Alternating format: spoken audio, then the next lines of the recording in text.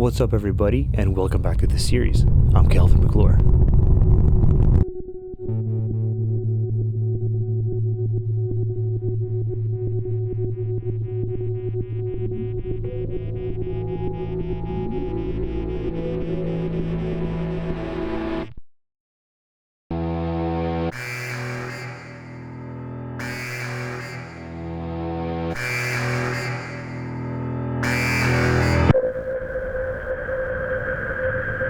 Centaur, a name that would come to evoke greatness and excellence in the years to come, so its designers hoped, had been a long time coming. Long had its proponents taunted about the unique characteristics of hydrogen as rocket fuel. But before any mission could be entrusted to it, Centaur would first have to prove that the challenges of taming liquid hydrogen had been mastered. To do this, engineers defined a series of critical milestones that, by demonstrating its ability to successfully complete the series of in-flight and on-orbit performance tests, Centaur would come to prove its worth. Known as a high-energy upper stage, Centaur was the first rocket ever to utilize the highly sought-after characteristics of liquid hydrogen and oxygen. Hydrolox, as it would come to be known, promised unparalleled performances over its Keralox and hypergolic fueled counterparts, with specific impulse values reaching well into the 400s. But with such incredible capabilities came a unique set of challenges, and to each challenge that faced them, engineers behind Centaur came up with just as many unique but untried solutions. To deal with the formidable ice buildup that would no doubt occur in the hot and humid Florida air brushing against the cryogenic-fueled paper-thin tanks, engineers equipped Centaur with thick yet light insulation panels which, to further improve the overall performance, were jettisoned in flight.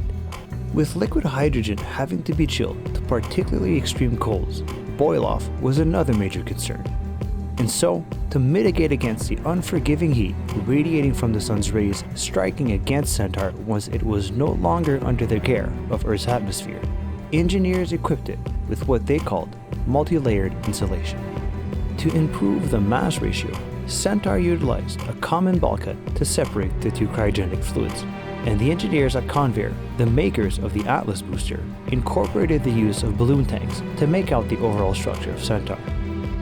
The uncomparable performances of the paper-thin, stainless steel pressurized tanks had not been lost on the engineers who, by now, had mastered the art of such manufacturing techniques.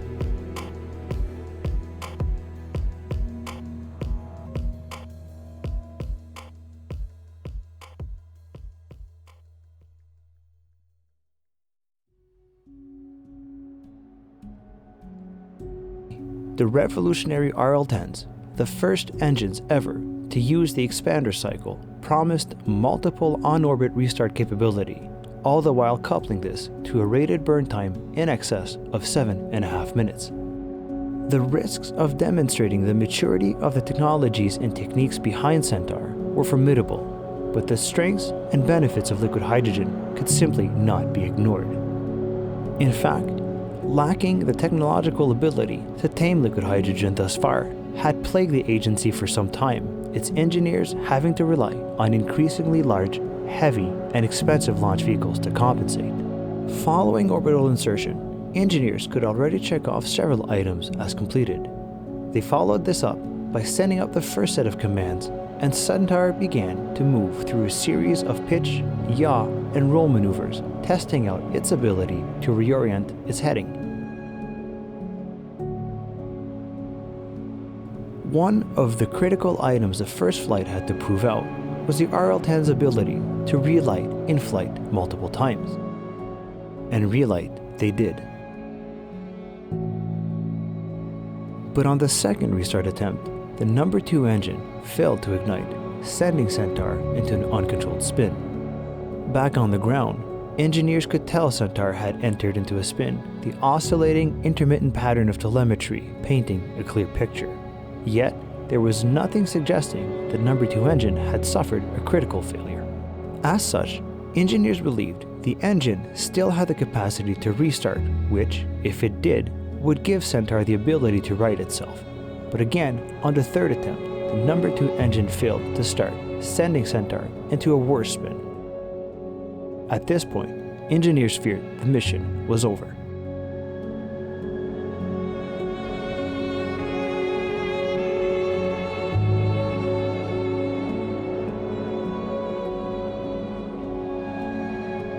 But with nothing else to lose, and still a little to be gained, engineers ordered Centaur one more time to try and relight both engines. This time, it did. With Centaur's flight stable again, engineers took advantage of the situation and lit and relit the engines until they could no longer comply. In the end, one of the engines did finally fail, sending Centaur into a spin. But engineers were satisfied, and the mission was a success.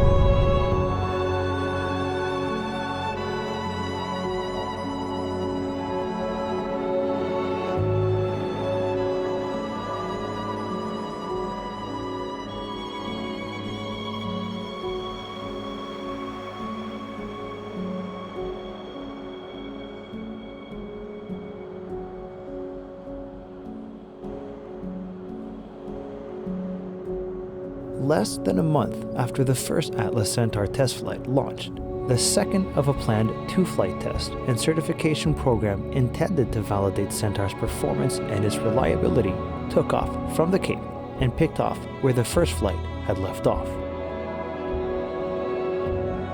Though the flight would continue to evaluate various aspects of Centaur, such as its improved avionics, multi-layered insulation, battery life, and in-flight endurance, to name a few, engineers focused on the twin RL-10 engines, as their ability to relight multiple times and at various stages of the flight was central to much of what Centaur promised to deliver.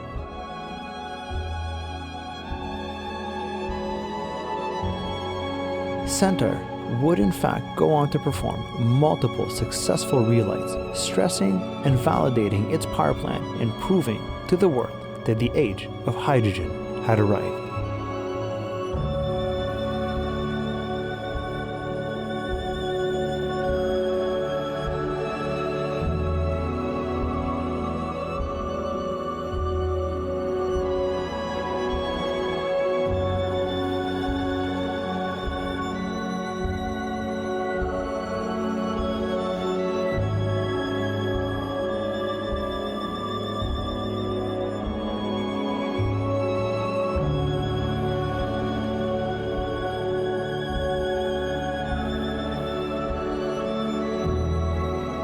Its fuel now depleted and its orbit now reaching geosynchronous transfer orbit heights, the final thing to prove was the integrity of Centaur's communication system.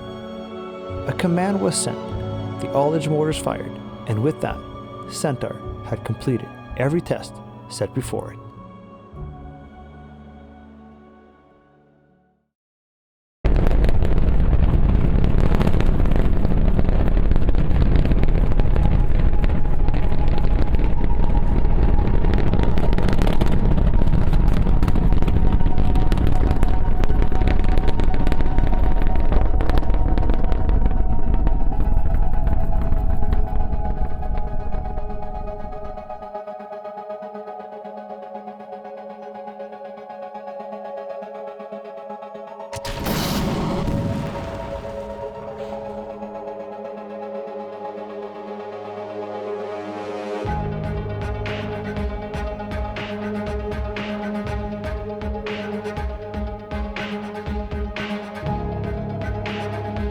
In the month of February of 1968, the Florida landscape once again roared to life to the sounds of Atlas.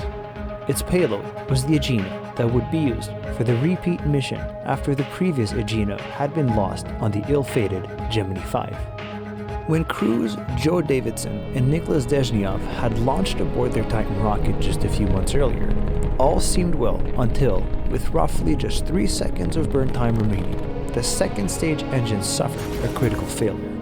The crew would ultimately make it home safe, but the mission of Gemini-5 was now uncertain. Ultimately, mission planners and managers decided to forge ahead with Gemini-6 until the makers of the Titan II could supply them with additional hardware. And so, on February 14, 1968, Gemini-5B headed for space.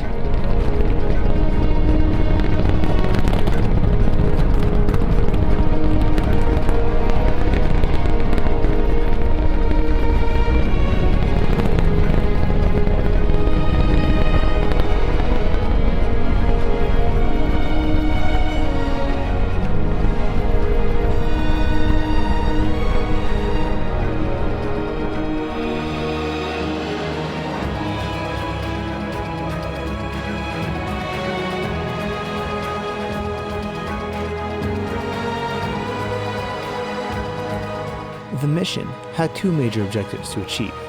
As the lunar architecture continued to mature under the program known as Icarus, it became increasingly obvious that having one ship act as a tug on another was going to take center stage on how missions were to be executed. Mission planners felt it was of the utmost importance that this aspect of spaceflight be mastered to the uttermost, as previous flights had done before. The crew of Gemini-5 rendezvoused with the Agena as it awaited for their arrival.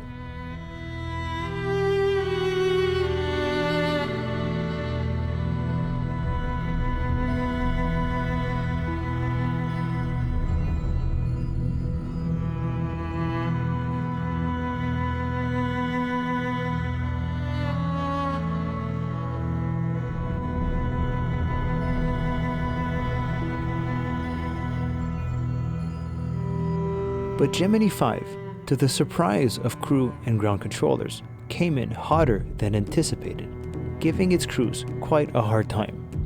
But in the end, Davidson proved his worth and successfully docked with the Agena.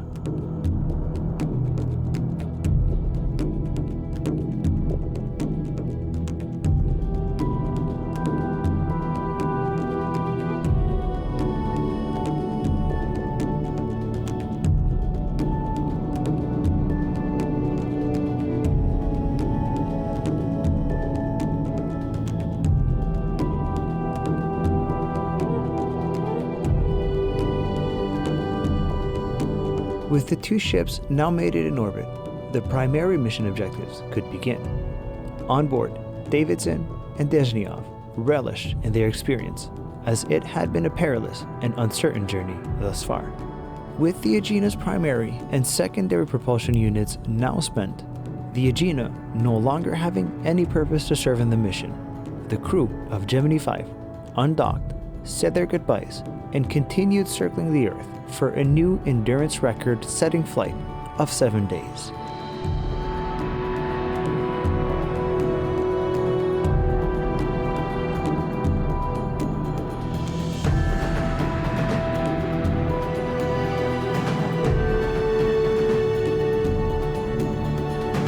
Though the mission of Gemini-5B had gone off thus far with just one notable issue, there was one more mishap that would come to plague both crew and ground crews alike. Errors and calculations back on the ground meant re-entry happened in the darkness of the night, and the crew landed far away from recovery crews.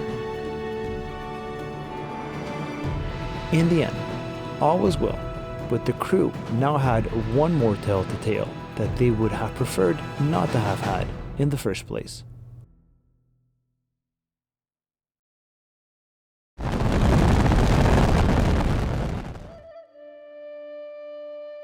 Over the years, a budding young agency had matured and successfully launched multiple probes to the moon.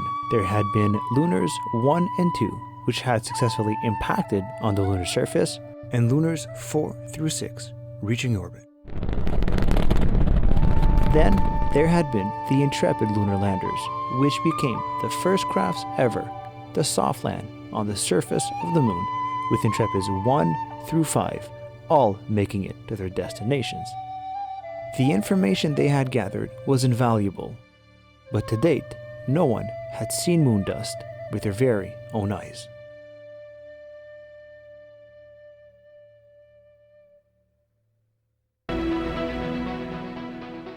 The current inclination of the moon meant that Valkyrie 1 would launch in the heart of the night.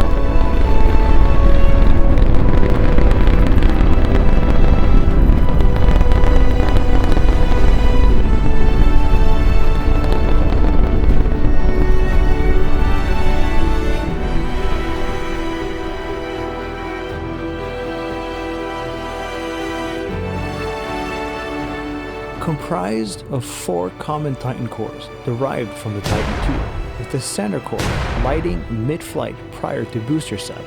The Titan III CB, or Clustered Common Core Booster, utilized the newly developed Centaur as its upper stage, without which a lunar sample mission could not have been achieved. The daring design was the brainchild of the United States Air Force and was born out of desperation when its own high-power rocketry programs had failed to deliver the large-scale solid boosters needed to lift its unusually heavy payloads to orbit. Its ability to place large masses in orbit was just the thing the agency needed for its moon mission. Early on, the first of what ground crews hoped was going to be the only hitch occurred when one of the insulation panels on Centaur failed to properly jettison. There was concern Centaur might be fatally damaged by the now ill-secured panel, but to everyone's relief, the panel did eventually separate, gently floating away once the forces of launch no longer kept it in place.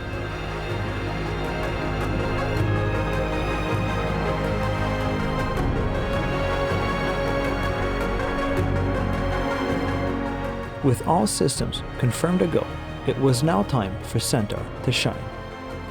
Right on cue, both engines lit and burned flawlessly, inserting the audacious little lander on a collision course with the moon.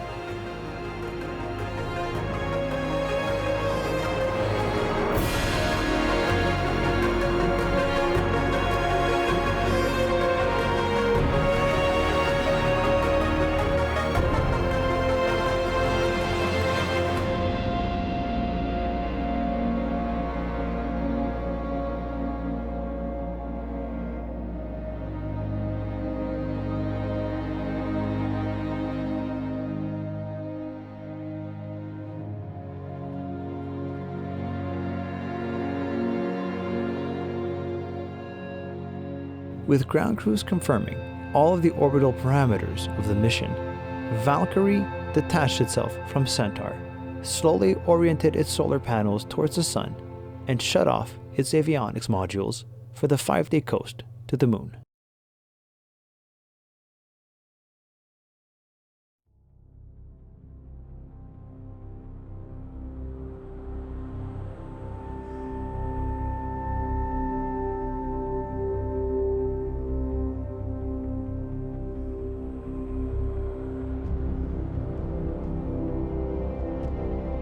At 3 minutes and 20 seconds exactly from impact, Valkyrie ignited its engines.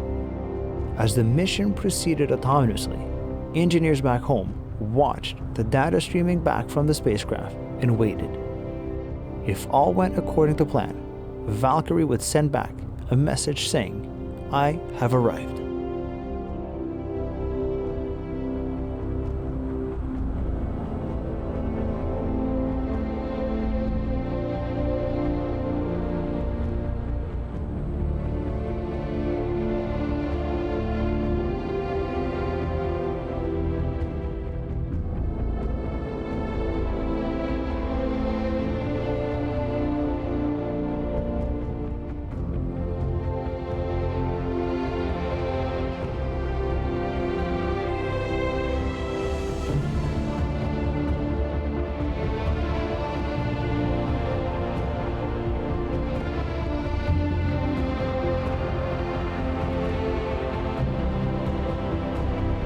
Some 5.5 days after it had roared off the pad, Valkyrie was now resting safely on the lunar surface.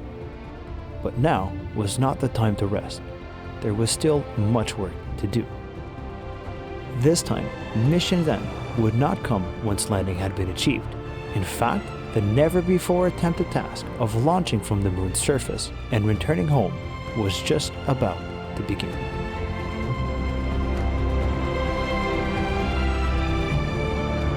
That's gonna do it for this episode. I really hope you enjoyed it. As always, if you haven't already done so, please be sure to like and subscribe as it helps the channel to grow. If you hadn't already heard, we've just hit 1,000 subs. So to all of you who have helped us reach this amazing milestone, thank you.